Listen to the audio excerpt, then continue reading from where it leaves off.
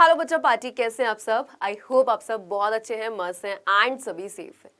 तो बिहार बोर्ड वाले जितने भी बच्चे हैं उन सभी के एग्जाम जो है वो बहुत बहुत ही ज़्यादा पास हैं एंड कहीं ना कहीं बच्चे बहुत ज़्यादा डरे हुए हैं। अब एग्जाम टाइम पे होता क्या है, बच्चा डर जाता है और कहीं ना कहीं कुछ गलतियां कर देता है। और इस टाइम पे एक गलती करने का मतलब ये है कि कहीं ना कहीं आपके पूरे साल की जो मेहनत है उस पर पानी फेर सकता है ना बच्चा पार्टी। आप सब बहुत मेहनत कर रहे हैं एंड मैं प्रे भी करूंगी आप सबके बहुत अच्छे मार्क्स आए, आप बहुत अच्छे से अपने एग्जाम को दें। लेकिन कुछ चीज़ें आपको भी ध्यान रखनी होगी, है ना। पूरे साल मेहनत करी है और एक गलती ऐसा ना हो जाए कि कहीं आपका जो बोर्ड एग्जाम है उसमें आपके कहीं परसेंटेज में फर्क ना आ जाए। यानी कि कुछ छोटी छोटी गलतियां बच्चे कर देते हैं जो उनको पता नहीं होती हैं, है ना। जिसका इफेक्ट अगर मैं बात करूं, जब बच्चे का रिजल्ट आता है कहीं ना कहीं वहां दिखता है। बच्चा बोलता है मैं करके तो आया था मैम पेपर में अच्छे से, मेरे मार्क्स क्यों नहीं आए, है ना। ऐसा ना हो जाए कि भाई एक गलती और साल बर्बाद, वो नहीं करना है। हमें छोटी से छोटी चीज़ों का ध्यान रखना है। जैसे कि आप सबको पता है भाई, मैं आपको हर चीज़ में एक्सपर्ट बनाना चाहती हूँ कि भाई आपको किसी की ज़रूरत ना पड़े, आपको सब पता हो कि अच्छा ठीक है अगर मुझे ये करना है तो मुझे इस तरीके से करना है ना। तो वहीं पे कौन सी गलतियाँ होती हैं जो बच्चे अक्सर ना क्या करते हैं कि उनको दोहराते हैं या उन गलतियों को करते हैं और अपने कहीं ना कहीं जो उनके नंबर अच्छे आने होते हैं उन पर अपना एक तरीके से कह सकते हैं कि भाई उनकी गलतियों की वजह से उसका उस पर इम्पेक्ट पड़ जाता है। तो भाई क्या गलती है वो, सबसे पहली चीज़, एग्ज़ाम जब होता है बच्चे का, फॉर एग्जांपल जैसे मैं बात करूं 14 तारीख से ही आपके एग्ज़ाम है, फाइनल है ये, है ना। अब 14, 15, 16 लगातार आपके एग्जाम है बिहार बोर्ड का। भाई सीरियसली बच्चे बहुत मेहनत कर रहे हैं एंड उनके कॉन्टिन्यूसली एग्जाम है एंड बच्चे की भी हिम्मत है कि वो भाई बहुत मेहनत कर रहा है, पढ़ रहा है। और कॉन्टिन्यूसली एग्जाम देने का मतलब ये सिर्फ एक स्टूडेंट को ही पता होता है कि भाई अभी एक पेपर देकर आया है, उसके बाद वापस पढ़ना है, फिर अगले दिन पेपर है, वो भी बोर्ड एग्जाम का। बच्चे की अगर मैं बात करूँ नॉर्मल पेपर में ऐसा हो जाता है कि यार कल एग्जाम है, लेकिन जब बोर्ड लग जाता है, फर्स्ट टाइम बोर्ड देने का मतलब तो ये होता है कि बच्चा बहुत डरा हुआ होता है। तो सबसे पहली चीज जो होती है, आपको अपने डर पे काबू पाना है। आपको डरना नहीं है अगर आपने तैयारी बहुत अच्छे से करी है ना। अब ध्यान से एक चीज मेरी बात सुनना कि जैसे 14 तारीख से जब आपके एग्जाम होंगे, है ना, 14 फरवरी से हैं आपके एग्जाम, आपके एग्जाम में छुट्टी नहीं है एक भी, है ना। पहला पॉइंट यही है कि जो डर होता है इसको भगा दो। डरना नहीं है, कोई कितना कुछ बोले, 10 लोग आपसे बोलेंगे बोर्ड का पेपर ऐसा आता है, बोर्ड का पेपर वैसे आता है, तो आपको नहीं सोचना है।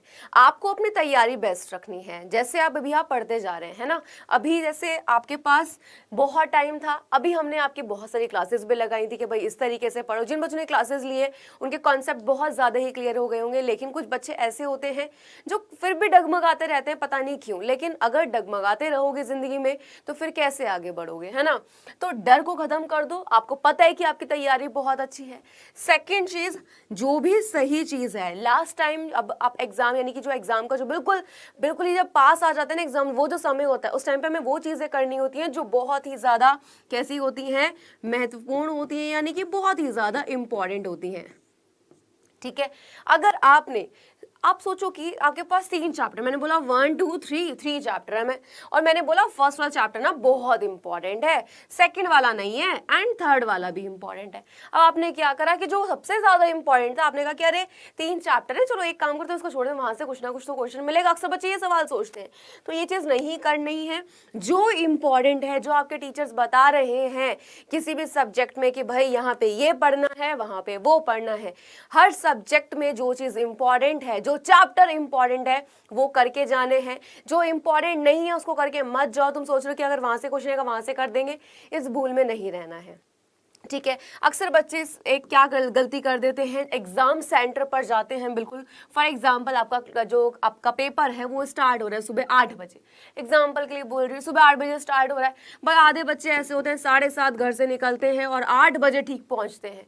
अरे नहीं भाई, जब आपका बोर्ड का पेपर होता है तो वहां पर आपको समय से पहले बेटा जाना बहुत ज़्यादा ज़रूरी होता है। क्योंकि अगर आप सेंटर पर लेट पहुंचते हैं तो होता ये है कि आपको एंट्री नहीं दी जाती है ना। और एंट्री अगर यहाँ पे मिलेगी तो बहुत लेट मिलेगी, जिससे 3 घंटे के जो आपका बोर्ड का पेपर का समय है, ये 3 घंटे जो है ये आपके पास मुश्किल से 1 या 1.5 घंटा बचा। पेपर कैसे कंप्लीट करोगे 3 घंटे वाले पेपर को सिर्फ 1 घंटे में।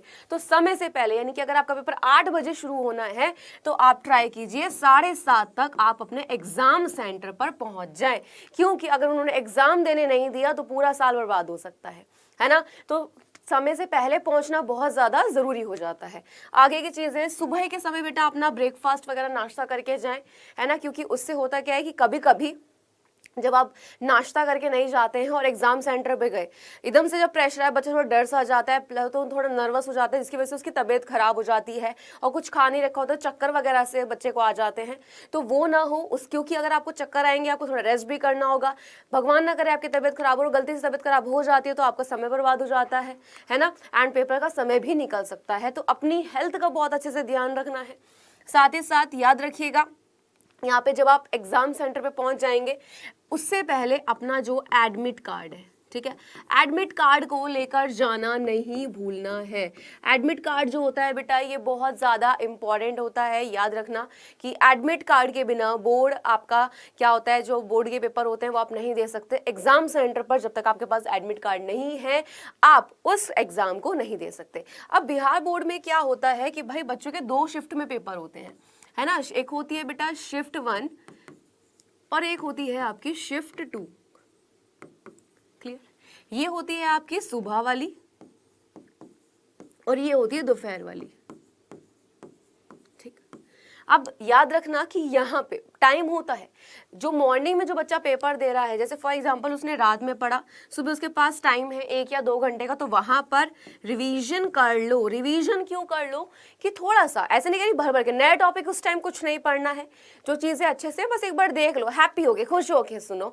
सबसे पहले उठो, सुबह एक म्यूजिक से थोड़ा सा सुन लो, आप ना बिल्कुल थोड़े फ्रेश हो जाता है, सो जाता है, हाँ अब ठीक है। उसके बाद थोड़ा पढ़ना, ये नहीं कि पूरा 1 घंटा नहीं, मुश्किल से 1-2 सॉन्ग सुनो, कुछ भी जो आपका थोड़ा मूड ठीक कर दे, आपका जो स्ट्रेस है वो कम हो जाए। उसके बाद रिवीजन करो, सुबह उठ के एक बार सारे रिवीजन कैसे, सारे पॉइंट्स बस पढ़ने, अच्छा ये है, इस तरीके से और ढंग तरीके से, यानी कि ये नहीं कि अच्छा ठीक है ये नहीं, एक एक लाइन को प्रॉपर पढ़ना है। अब साथ ही साथ यहाँ पे जब आप यहाँ से एग्जाम देके निकलते हैं उसके बाद आने के बाद थोड़ा रेस्ट कर लें, बिकॉज बच्चा नहीं पढ़ता है, मतलब सोता नहीं है रात भर, है ना, पढ़ता रहता है बोर्ड एग्जाम को, तो नींद भी पूरी अच्छे तरीके से लेना बहुत ज़्यादा ज़रूरी है। फिर आराम से बैठ के पढ़ना है आपको नेक्स्ट पेपर के, क्योंकि अगले दिन ही पेपर, छुट्टी नहीं है। अब शिफ्ट 2 वाला जो बच्चा है इसके पास बहुत टाइम है, तो सबसे पहली चीज़ आप सुबह उठ के जल्दी पढ़ें, उसके बाद जब तक शिफ्ट 1 का पेपर चले तब तक पढ़ते रहें, और उससे पहले जैसे ही शिफ्ट 1 खत्म होती है, अगर आपके पास समय बच जाता है कि भैया हाँ आपके पास फ़ोन है, आपका कोई भाई मम्मी पापा या भाई आपके साथ गए हुए बोर्ड के एग्जाम देने, आपके एग्जाम सेंटर बाहर है, आपके पास फ़ोन है, तो ट्राई कीजिए कि थोड़ा सा एक बार वहाँ पे कुछ चीज़ें उससे पहले अगर आप रिवाइज कर पा रहे हैं, क्योंकि बहुत सारी क्लासेस ऐसी होती हैं कि जैसे शिफ्ट 1 हुआ, आपका पेपर हुआ, तो उसके बाद में शिफ्ट 2 के लिए क्लासेस चला दी कि बच्चा थोड़े दिन रिवीजन कर ले, क्योंकि हम लोग भी आपके लिए यही करने वाले हैं कि आपके लिए कुछ कुछ शिफ्ट 2, यानी कि देखो शिफ्ट 1 के लिए भी चल रही है, शिफ्ट 2 के लिए भी, तो इन दोनों की शिफ्टों के बीच में हम लोग कुछ क्लासेस चला देंगे जिससे बच्चा शिफ्ट 2 वाला रिवाइज कर पाए। तो रिवीजन बहुत ज़्यादा ज़रूरी है ना।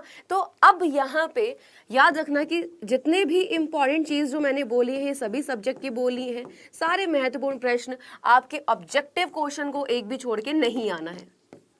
क्लियर है बच्चा, एक भी ऑब्जेक्टिव नहीं छोड़ना है, 2 मार्क्स वाले एंड साथ ही साथ जो लॉन्ग है ये भी नहीं छोड़ना है। सबसे पहले याद रखना कि एग्जाम में जब भी आप कोई चीज़ करते हैं, बोर्ड एग्जाम की एक मैं खासियत बताती हूँ, फॉर एग्जाम्पल आपको ऑब्जेक्टिव बहुत अच्छे से आते हैं, तो ऑब्जेक्टिव ही आप सबसे पहले स्टार्ट करें, ये नहीं कि 2 आपको आते तो है नहीं लेकिन आपने शुरू कर दिया, नहीं। जब बोर्ड एग्जाम में आप आपकी कॉपी चेक करेगा तो वो देखिएगा इसको तो यही नहीं आते हैं, वो आगे क्या जाएगा, फ्रंट पे गलत लिखा, आगे क्या लिखा होगा, नंबर क्या मिल सकता है, 0। तो वो ना मिले उसके लिए चाहे ऑब्जेक्टिव बहुत अच्छे से आते हैं, 2 मार्क्स वाले बहुत अच्छे से आते हैं, या लॉन्ग जो बहुत अच्छे से आता है वो सबसे पहले आपको करने हैं।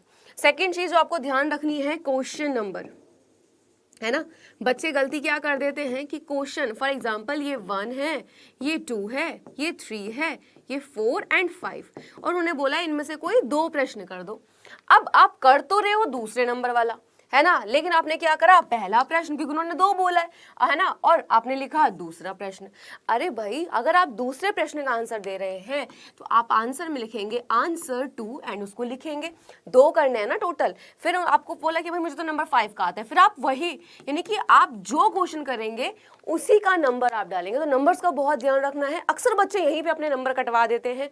किस तरीके से कटवा देते हैं कि भाई जो आप कर नहीं रहे हो क्वेश्चन, आपने बोला कि मैं 2 कर रहा हूँ और नंबर डाल रहा हूँ पे का, एग्जामिनर को तो आंसर गलत ही लगेगा, वो काट देगा। तो ये गलतियां हैं जो अक्सर बच्चे करते हैं, जिनसे आप लोगों को बचना है। तो बोर्ड एग्जाम में एक भी गलती आपका पूरे साल की जो मेहनत है उसको बर्बाद कर सकते हैं, आपका साल बर्बाद कर सकते हैं। तो मेरे बच्चे ये सब गलतियां ना हो, उसके लिए ज़रूरी है थोड़ा सब चीज़ों को ध्यान से रख कर पढ़ें, एंड सारी चीज़ें जितने भी पॉइंट्स मैंने इंपॉर्टेंट बताएं उनको ध्यान में रखें। एंड अपने जो आपके जो एग्ज़ाम है प्लीज़ उनको एग्ज़ाम्स को बहुत अच्छे से दीजिएगा, रिवीजन बहुत अच्छे से कीजिएगा। एंड प्लस याद रखना कि एडमिट कार्ड, आपका पेंसिल, आपका रबर कटर, आपका जो भी स्केल है, ठीक, और ये सब अच्छे साथ में लेकर जाना। एक्स्ट्रा पेन लेकर जाएगा। OMR शीट पर जेल पेन का इस्तेमाल मत करना, ये बहुत ज़रूरी है।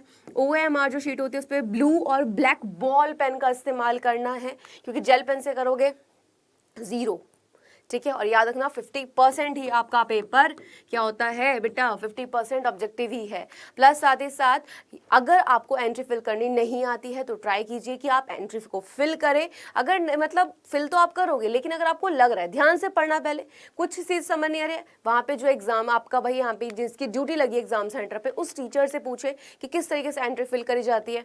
तब भी समझ नहीं आया, उसे 2 बार पूछो, लेकिन गलती मत करना, व्हाइटनर का इस्तेमाल बिल्कुल मत करना, ठीक है। जो चीज़ नहीं आ रही है एंट्री फिल करते हुए, जो आपके ड्यूटी दे रहे हैं टीचर, उनसे पूछें।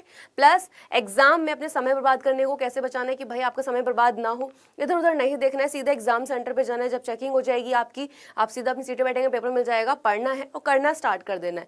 ये नहीं कि इधर ताक रहे हैं उधर ताक रहे हैं, नहीं, ये सब गलतियां नहीं करनी है। तो बेटा इन सब चीज़ों का ध्यान रखना है, क्योंकि एक गलती साल बर्बाद कर सकती है, तो नहीं करवाना है। एग्जाम आ ही गए हैं लगभग पास में अब, तो अच्छे से एग्जाम देना है। All the best.